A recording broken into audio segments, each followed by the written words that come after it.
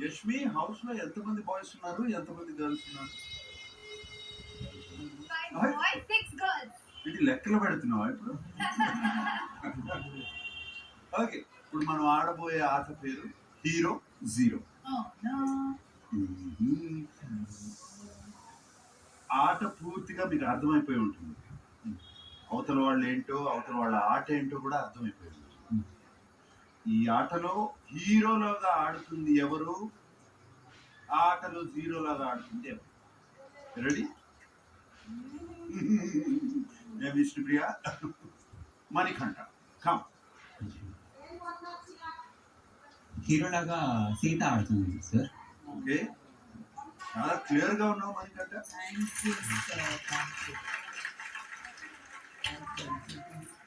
Because అందరికి equal participation ఇస్తుంది, teamwork ని చూపిస్తుంది, లీడర్షిప్ క్వాలిటీస్ ని చూపిస్తుంది, క్లారిటీ ఆఫ్ థాట్స్ ఉన్నాయి.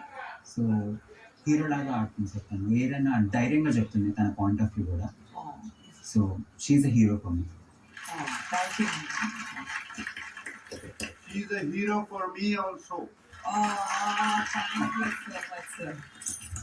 ఈ వారం చీఫ్ కూడా అయింది. Yes, sir. Thank you.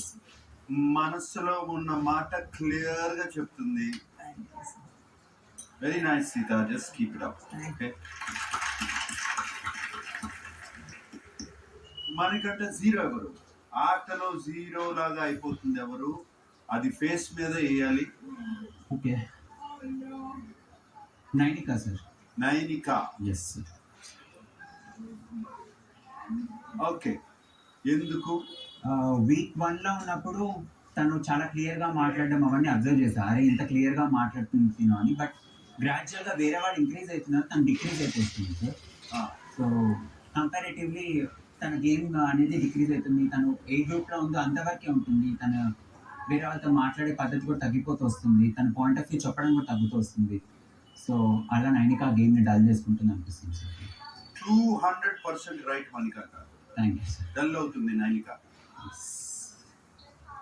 అసలు మొదటి వారంలో చూసిన Nainika is something else and what I'm seeing now.